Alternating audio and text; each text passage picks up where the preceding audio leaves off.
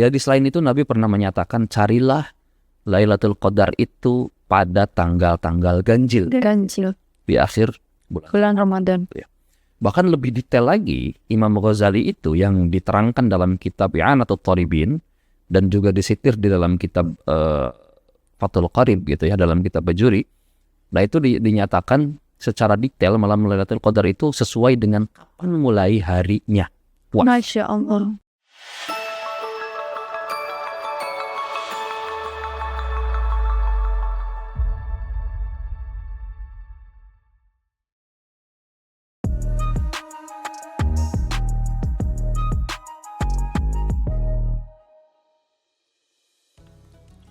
Assalamualaikum warahmatullahi wabarakatuh. Hai teman bicara dimanapun kalian berada, apa kabarnya nih? Gimana puasanya? Lancar? Semoga kita semua senantiasa diberikan kesehatan dan diberikan kelancaran dalam menjalankan ibadah puasa pada tahun ini. Alhamdulillah kita bisa berjumpa lagi dalam podcast Bicara. Jadi makin tahu. Nah, episode kali ini kita akan membahas sesuatu hal yang ditunggu-tunggu oleh seluruh umat muslim di bulan Ramadan, yakni mengenai satu malam yang dinamakan malam Lailatul Qadar. Nah, Kamidah, untuk membahas tema kita kali ini, kita akan berbincang dengan siapa nih? Nah Kak Ica, untuk memahami tema ini lebih dalam, kita sudah kedatangan narasumber yang luar biasa nih, yaitu Ayah Dr. Haji Debi Fajrin Habibi, MPD. Beliau merupakan Ketua Jurusan Tasawuf dan Psikoterapi UIN Siber Syekh Nurjati, Cirebon.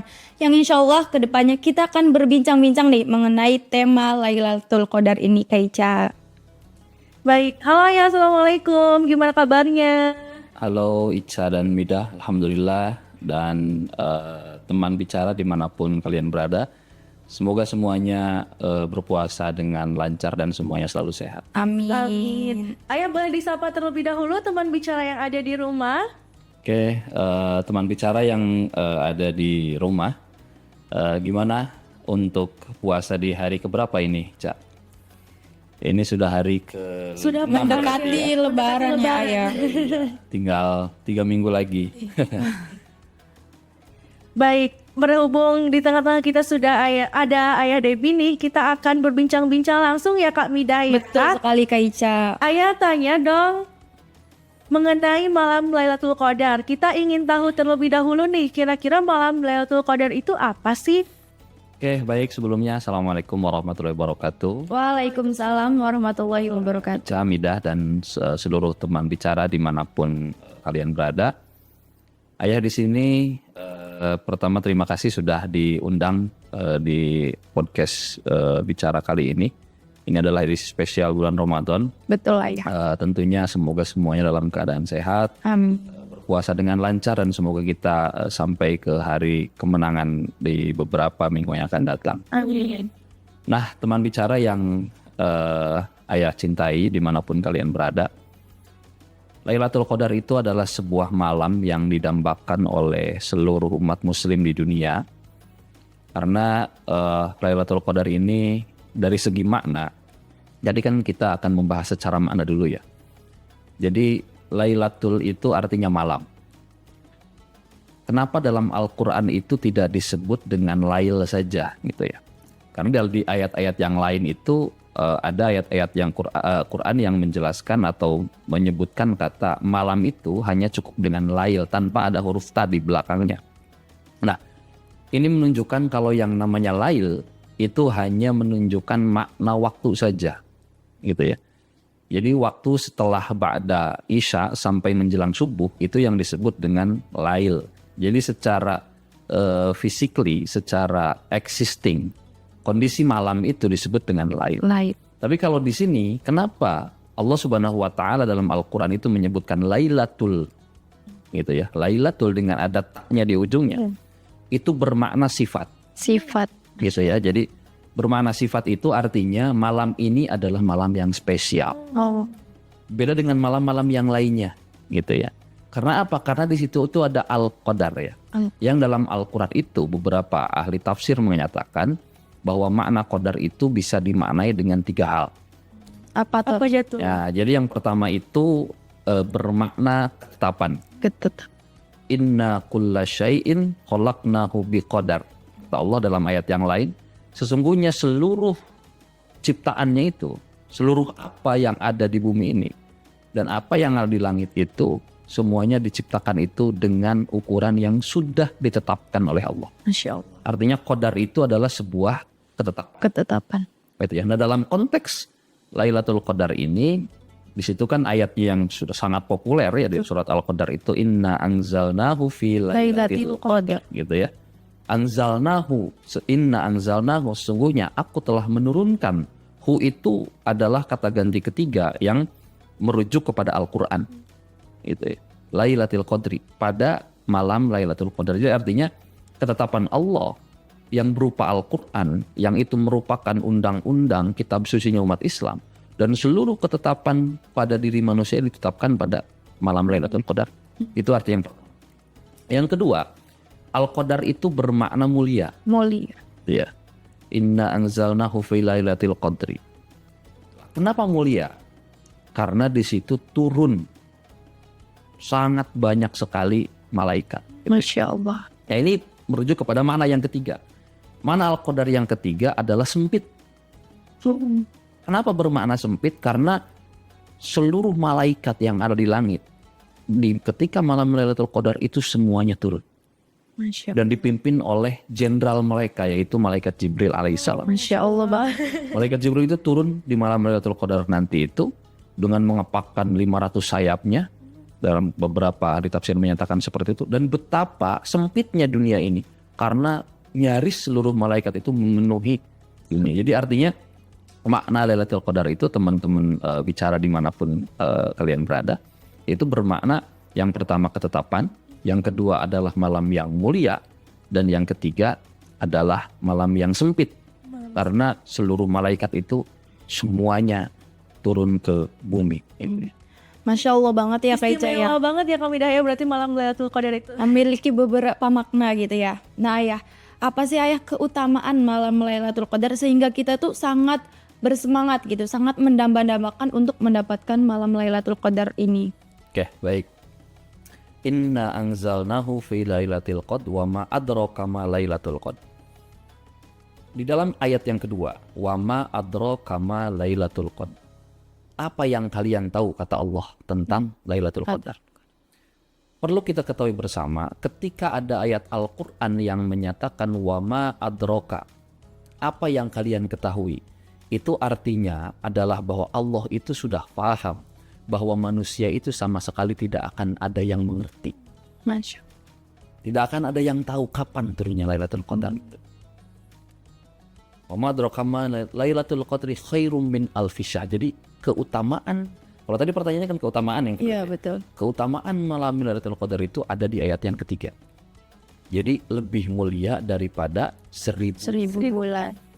Bukan sama dengan ya, khairun, lebih lama. Jadi kalau kita kalkulasikan 1000 bulan itu sama dengan kurang lebih 83 sampai 85 tahun. Masya Allah, lama banget ya. Lama banget. Dan umat Nabi Muhammad, kalau yang ada usianya di atas 63 tahun saja itu sudah bonusnya sudah banyak. Karena Nabi kita usianya hanya sampai 63 tahun. Artinya biasanya umat seorang Nabi itu mengikuti Nabinya, gitu ya. Jadi rata-rata usia di zaman sekarang gitu ya, manusia zaman sekarang itu kalau ada usia yang sudah melampaui 63 sampai 70, 80, bahkan ada yang 100 tahun, artinya itu sudah dapat bonus yang sangat biasa dari Allah. Nah, ketika seseorang mendapatkan malam Lailatul Qadar, itu artinya dia sudah mendapatkan bonus yang luar biasa, bahkan melampaui usia rata-rata manusia zaman sekarang. Jadi kalau misalkan kita ibadah satu kali saja itu dikalikan 83 tahun. Masya Allah. Baca Quran satu ayat itu dikalikan 83 tahun. Itu keutamaan. Masya Allah sekali. Keutamaan malam Lailatul Qadar itu. Baik, ayat tadi kan disebutkan bahwasannya katanya malam Lailatul Qadar ini manusia tuh nggak ada yang tahu kapan datangnya. Tapi kira-kira ada nggak sih perkiraannya tuh di bulan Ramadan tuh minggu keberapa gitu, dan apa aja ciri-cirinya? Oke, baik. Dalam sebuah hadis yang diriwayatkan Aisyah radhiyallahu anha, itu disebutkan taharrau lailatul qadri fil ashril awakhir min Ramadan. Carilah malam Lailatul Qadar itu, kata Nabi, pada 10 terakhir bulan. Ramadan. Itu hadis yang diriwayatkan Siti Aisyah dan muttafaqun alaih ya, yang artinya hadis itu sahih gitu ya. Jadi beberapa hadis itu banyak Nabi mengungkapkan tentang kapan sebetulnya Lailatul Qadar. Di hadis lain itu Nabi pernah menyatakan carilah Lailatul Qadar itu pada tanggal-tanggal ganjil Ganjil. di akhir bulan. Bulan Ramadan. Bahkan lebih detail lagi, Imam Ghazali itu yang diterangkan dalam kitab I'anatul Thalibin dan juga disitir di dalam kitab Fathul Qarib gitu ya, dalam kitab Bajuri. Nah itu dinyatakan secara detail malam Lailatul Qadar itu sesuai dengan kapan mulai harinya puasa. Masya Allah. Intinya ada beberapa, misalkan kalau tidak salah ya, nanti kita boleh dicek lagi oleh teman-teman bicara dimanapun Anda berada. Barangkali saya keliru gitu ya. Kalau tidak salah, ketika awal puasanya itu dimulai pada hari Senin atau Jumat, itu biasanya katanya, kata para ulama, kata Imam Ghazali, itu Lailatul Qadar itu akan turun pada tanggal 29. Ya. Kalau misalkan awal puasanya kemarin kita hari apa? Hari Sabtu ya. Hari Sabtu kita mulai puasa ya, mayoritas kebanyakan di seluruh dunia itu hari Sabtu kemarin. Itu kata Imam Ghazali, insya Allah Lailatul Qadar itu akan kita dapatkan pada malam ke-23. Ke-23. Jadi Ica sama Mida ditandain ya. Iya. Aku mau ditandain di kalender langsung. Tandain malam tanggal 23, nanti perbanyak. Iya. Minta cepet lulus. Cepet. Minta jodoh yang baik. Betul, cepet Amin. Nah itu jadi, tapi itu hanya prediksi. Prediksi ya. Perkiraan manusia. Artinya bahwa Nabi Shallallahu Alaihi Wasallam pun tidak pernah dalam hadisnya menyatakan secara spesifik kapan sih Lailatul Qadar itu. Hanya saja di beberapa hadisnya cari Lailatul Qadar itu 10 hari terakhir. Cari Lailatul Qadar itu di malam-malam ganjil. Itu saja gitu ya. Nah tidak ada yang, karena apa, di ayat yang kedua tadi, wa ma adraka ma Lailatul Qadar. Apa sih yang manusia tahu, kata Allah, tentang Lailatul Qadar. Artinya itu adalah bahwa Allah itu sedang menyatakan bahwa nih manusia itu tidak tahu apa-apa tentang malam Lailatul Qadar itu. Artinya kita tidak bisa tidak bisa menentukan gitu ya. Tidak ada ketentuan kapan sebetulnya Lailatul Qadar itu datang gitu ya. Nah, Lailatul Qadar itu sendiri datang, kenapa sih dirahasiakan? Iya betul. Kenapa tuh ayah? Kenapa dirahasiakan? Karena itu adalah sebagai sebuah motivasi agar manusia itu tetap memiliki hope, tetap memiliki harapan gitu ya. Jadi kalau misalkan nih, tahun ini saya udah tanggal 23 dan udah pasti nih, Udah yakin ya ayah. ada WA misalkan dari malaikat, tuh ini kamu udah dapat Lailatul Qadar nih malam tanggal 23.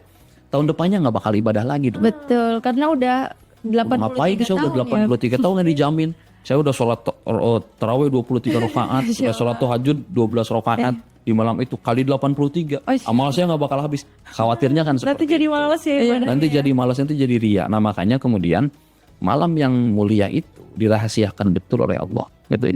Artinya apa? Agar manusia itu tetap memiliki hope. Agar apa? Nah di hadis yang lain juga bahwa Nabi itu amalan-amalan itu diperbanyak gitu ya di malam 10 terakhir itu. Itu. Lalu ciri-cirinya apa aja tuh ayah kalau misal malam Lailatul Qadar itu datang? Oke. Sebetulnya secara tersirat di surat Al-Qadar itu juga dijelaskan. Salamun hiya hatta matla'il fajr. Ini ayat di ayat selanjutnya gitu ya. Tanda-tanda seseorang telah mendapatkan Lailatul Qadar gitu ya. Atau misalkan tadi pertanyaannya, apa sih tanda-tandanya malam itu adalah malam Lailatul? Itu hanya prediksi manusia aja lagi-lagi ya. Katanya kalau malam Lailatul Qadar itu besok paginya itu mesti cuacanya tenang. Masya Allah. Anginnya sejuk Masya Allah. gitu ya. Tidak ada hujan, tidak terlalu panas. Katanya seperti itu. Tapi itu hanya prediksi saja gitu ya. Nah, yang jelas yang tersirat dalam ayat surat Al-Qadar yang tadi itu, yang jelas itu adalah ciri-ciri yang bisa dilihat dari orang yang mendapatkannya justru. Jadi orang yang mendapatkan malam Lailatul Qadar itu adalah salamun hiya hatta matla'il fajr. Dia itu akan merasakan damai. Masya Allah. Damai dengan siapa? Damai dengan dirinya sendiri dan damai dengan orang lain. Damai dengan dirinya sendiri. Ketika orang itu sudah terlihat mendapatkan Lailatul Qadar, maka dia itu setelah melewati masa fase puasa ini selama sebulan penuh, setelah lebaran, setelah bermaaf-maafan dengan orang lain, dia akan berubah, bermetamorfosis menjadi orang yang lebih baik, orang yang lebih damai, orang yang tidak menggerutu lagi, kok saya lama sih lulusnya, kok saya nggak ditemu-temuin dengan jodoh sih gitu ya. Nah itu lebih ke keyakinan diri sendiri, lebih ke perasaan diri sendiri. Dan tidak ada orang yang bisa menilai secara fisik. Apakah misalkan, oh ini orang ini sudah dapat Lailatul Qadar nih, tiba-tiba habis lebaran tuh pakai peci terus, Masya Allah. tiba-tiba pakai baju koko terus. Itu hanya bukan sama sekali bukan tanda ya, tapi hanya orang yang bersangkutan lah yang bisa Merasakannya. gitu ya. Adapun misalkan yang bisa dilihat di orang lain itu adalah kedamaian yang dia lakukan dengan orang lain. Misalkan yang sebelumnya ribut terus sama tetangga gitu ya, nggak baik sama adik kakak, berantem terus, nggak sopan sama orang tua dan seterusnya. Tapi ketika dia mendapatkan malam Lailatul Qadar, seketika perangainya akan menjadi Lebih baik ya. gitu ya. Menjadi lembut gitu. Nah itu, jadi itu apa namanya tanda-tanda alam, tanda-tanda malam itu apakah itu Lailatul Qadar? Itu ada hanya sebatas prediksi. Yang bisa merasakan dia sudah mendapatkan Lailatul Qadar itu adalah salamun hiya hatta matla'in. Nah, itu kan redaksinya seperti ini. Salamun hiya hatta matla'in fajar. Dia akan merasakan kedamaian hingga terbit fajar, hingga terbit keesokan harinya gitu ya, pada malam. Padahal secara kontekstual, orang yang merasakan kedamaian di malam Lailatul Qadar itu bukan sebatas hanya merasakan kedamaian ketika paginya itu datang atau ketika paginya itu tiba. Tapi yang disebut dengan matla'il fajar itu adalah ketika nanti kita dibangkitkan di yaumul mahsyar. Masya Allah. Ketika nanti kita dibangkitkan di akhirat kelak gitu ya. Jadi dia akan merasakan kedamaian terus. Ya bayangkan 83 tahun dia seakan-akan ibadah itu. Gitu. Masya Allah banget ya Kak Ica, itu salah satu hadiah gitu dari malam Lailatul Qadar. Nah ya mungkin ada nggak sih ganjaran yang lebih spesifik lagi dari contoh-contoh yang udah Ayah kasih agar teman bicara kita di rumah tuh sangat termotivasi gitu untuk mendapatkan malam Lailatul Qadar. Oke, baik. Di dalam salah satu hadis yang lain juga Nabi pernah bersabda ya, pernah ada kesaksian istrinya Siti Aisyah radhiyallahu anha bahwa Nabi itu melaksanakan ibadah di 10 hari terakhir bulan Ramadan itu melampaui ibadah-ibadah yang selalu beliau laksanakan di malam-malam yang lain gitu ya. Artinya dia mengikat di dalam hadisnya itu kan jelas bahwa Aisyah itu menyatakan Nabi itu mengencangkan kainnya, mengencangkan sorbannya untuk senantiasa dia mampu beribadah semalam penuh di 10 terakhir bulan Ramadan itu. Artinya apa? Nabi itu mencontohkan kepada kita bahwa betapa besar sekali apa yang akan kita terima ketika kita mendapatkan malam Lailatul Qadar. Tapi poinnya bukan hanya itu Ica dan Midah ya. Poinnya adalah bahwa ketika kita masuk ke malam 10 terakhir bulan Ramadan, artinya ketakwaan kita itu harus semakin bertambah. Insya Allah. Jadi jangan misalkan tadi sudah saya sebutkan kita nih awalnya Sabtu tandain tanggal malam 23, bukan hanya di 23 saja ya. Karena itu hanya lagi-lagi hanya prediksi gitu ya, hanya prediksi. Kita tidak akan pernah tahu bahwa Allah itu menurunkan malam Lailatul Qadar itu di malam keberapa. Artinya baik itu malam ganjil, malam genap, malam apapun, perbanyak ibadah kita ketika di 10 hari terakhir bulan Ramadan. Anggaplah Lailatul Qadar itu adalah sebagai sebuah bonus. Betul. Gitu ya. Lagi-lagi tergantung yang namanya pahala, ganjaran itu bukan lagi sebagai tolak ukur kita sebagai hamba. Tapi kita beribadah itu harus tulus ikhlas. Jangan kita takut dengan panasnya neraka, jangan kita tergiur dengan sejuknya surga. Tapi ibadah itu harus ikhlas ridhorillahi ta'ala. Jangan mengharapkan malam Lailatul Qadar gitu ya. Tapi kita yang diharapkan oleh kita adalah apa yang kita bisa lakukan untuk Sang Pencipta kita. Apa yang bisa kita lakukan atas perintah-perintah yang diberikan oleh Nabi kita gitu ya. Nah itu, ibaratnya apa? Ibaratnya kita sholat di Masjidil Haram misalkan di Mekah. Kita menyembah Ka'bah, menghadap bersujud kepada Ka'bah. Apakah kita itu sedang memuliakan Ka'bah? Bukan. Kita itu sedang memuliakan zat yang menciptakan Ka'bah. Karena kita sedang diutus oleh Allah, sedang diperintah oleh Allah kita sholat itu. Wawalli wajhaka syatral Masjidil Haram. Sholatlah kalian menghadap ke Masjidil Haram. Kita mengikuti perintah Allah, bukan semata-mata memuliakan Masjidil Haramnya, bukan semata-mata memuliakan Ka'bahnya, tapi Allah memerintahkan kita untuk memuliakan masjid dan Ka'bah tersebut. Begitupun dengan malam Lailatul Qadar. Bukan semata-mata kita ingin mendapatkan malam Lailatul Qadarnya, yang dinilai oleh Allah adalah ketaatan kita untuk beribadah, untuk mengencangkan ibadah kita lebih kencang dibandingkan malam-malam yang lain di 10 hari terakhir bulan Ramadan. Baik ayah, mengenai tadi ya kita harus mengencangkan ibadah ya di 10 terakhir bulan Ramadan. Kira-kira amalan apa saja sih yang dianjurkan untuk dilakukan oleh teman bicara nih agar bisa mendapatkan keutamaan keutamaan malam Lailatul Qadar tersebut? Oke. Sebetulnya tidak ada amalan spesifik ya. Hanya saja di yang lebih secara tekstual itu di dalam salah satu hadis juga yang disabdakan oleh Nabi kita bahwa yang dilakukan oleh Nabi pertama yajtahidu ya. Jadi dia itu bersungguh-sungguh dalam beribadah. Yang kedua adalah yang takifu, berintikaf. Gitu ya. Jadi Nabi itu berintikaf di 10 malam terakhir bulan Ramadan itu senantiasa berintikaf di masjid gitu ya. Intikaf itu apa artinya? Berdiam diri. Berdiam diri tapi tidak semata-mata diam diri, apalagi menggosip di dalam masjid itu kan. Kalau misalkan intikaf ya di masjid, nah di masjidnya malah gibah, main malah HP. scroll HP, itu kan bukan intikaf namanya. Intikaf itu kalau misalkan di masjid kita banyak godaan, banyak teman yang nemenin, lebih baik di rumah. Lebih baik. Tapi ajaran Nabi adalah berintikaf yang betul-betul iktikaf gitu ya. Dalam namanya duduk di masjid itu, jangankan kita beribadah, jangankan kita berzikir, jangankan kita berwirid, jangankan kita sholat, jangankan membaca Al-Quran. Duduknya saja itu adalah sudah nilai ibadah gitu ya.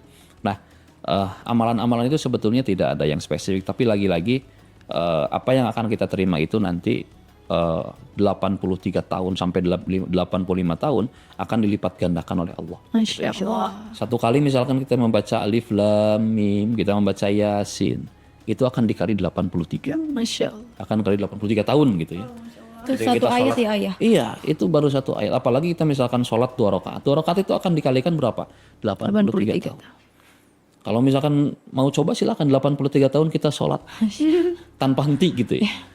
Tapi ketika kita mendapatkan malam Lailatul Qadar, kita sukses beribadah di 10 hari terakhir bulan Ramadan, itu 83 tahun kebaikan akan menghampiri kita, 83 tahun kita akan dikalikan ke angka itu sesuai dengan jumlah ibadah yang kita lakukan di malam tersebut gitu ya. Tapi lagi-lagi itu hanyalah angka ya, Ica dan Meda.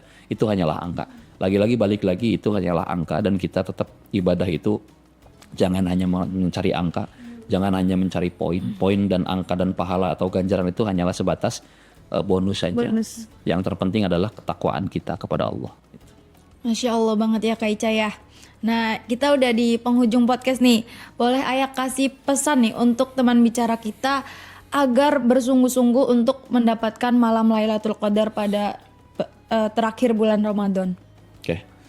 Ica, Midah, dan teman bicara dimanapun kalian berada yang ayah cintai, merupakan kebahagiaan terbesar bagi kita umat Islam di seluruh dunia tentunya ketika mendapatkan satu malam yang betul-betul dimuliakan, yakni malam Lailatul Qadar yang khairum min alfi syahr, yang lebih mulia daripada 1000 bulan. Akan tetapi mendapatkan malam Lailatul Qadar itu adalah sesuatu yang harus kita upayakan gitu ya. Kenapa Allah rahasiakan? Kenapa Allah tidak pernah secara spesifik menyebutkan kapan malam itu datang? Karena itu adalah sebagai salah satu bentuk motivasi agar kita senantiasa memiliki hope, senantiasa memiliki harapan, senantiasa beribadah tanpa henti, jangan terbuai atas apa yang sudah kita dapatkan, atas apa yang sudah dijanjikan oleh Allah. Lebih ke kita harus sesuai dengan tujuan puasa gitu ya. Jadi kalau misalkan ibadah-ibadah yang lain, ibadah-ibadah yang di luar puasa, termasuk puasa, itu memiliki tujuan yang spesifik ya. Misalkan sholat, inna sholata tanha anil fahsyai wal munkar. Sholat itu tujuannya untuk menjauhkan diri dari sifat yang buruk dan keji. Kemudian haji, wan faradha final hajja wala rafasa wala fusuqa wala jidala fil hajj gitu ya. Haji itu adalah untuk menjauhkan diri dari sifat kita yang berkata-kata kotor, yang senantiasa suka berdebat, suka berantem dengan orang lain, suka fasiknya itu. Kemudian tujuan zakat, khudh min amwalihim shadaqatan tutahhiruhum wa tuzakkihim. Ambillah sebagian dari hartamu untuk zakat itu untuk apa? Menyucikan jiwa, membersihkan harta. Tapi puasa itu adalah ibadah yang sangat spesial. Kenapa spesial? Karena tujuannya sangat global, la'allakum tattaqun gitu ya. Itulah istimewanya puasa. Zakat ada buktinya, kita ngasih ke orang. Salat kelihatan kerjanya. Haji apalagi gitu ya, kita diantar oleh orang sekampung untuk melaksanakan, kita ketika pulang disambut semua orang tahu. Tapi puasa Tidak ada orang yang tahu. Makanya kata Allah, as-saumu li wa ana ajibih. Saum itu untukku kata Allah, dan aku sendiri yang akan memberi pahala untuk dia. Jadi untukku saja. Tidak ada yang tahu. Saya nggak tahu sekarang Ica udah sedang puasa, Mila juga nggak tahu apakah saya betul puasa atau tidak gitu kan. Jadi hanya Allah yang tahu dan dirinya yang tahu apakah dia sedang berpuasa atau tidak. Jadi untuk Ica, Mida, dan teman bicara dimanapun kalian berada yang Ayah cintai, marilah kita sama-sama meningkatkan amal ketakwaan kita. Bukan hanya di 10 malam terakhir bulan Ramadan, sejak awal bulan Ramadan pun kita harus senantiasa berriyadhah, berlatih untuk kita senantiasa meningkatkan amal dan ketakwaan kita kepada Allah Subhanahu wa taala. Masya Allah, luar biasa sekali. Ternyata ya bulan Ramadan ini, apalagi ketika kita mendapatkan malam Lailatul Qadar. Berhubung sudah berada di penghujung podcast, Ayah terima kasih banyak sudah berbincang dengan kami di podcast Bicara dan sudah memberikan banyak sekali pengetahuan mengenai Lailatul Qadar kepada teman-teman Bicara. Nah, teman Bicara, jangan lupa terus mengikuti podcast Bicara dan share seluas-luasnya kepada teman, saudara, kerabat, dan lain-lain. Alhamdulillah kita telah berakhir di episode kali ini. Wassalamualaikum warahmatullahi wabarakatuh. Waalaikumsalam warahmatullahi wabarakatuh.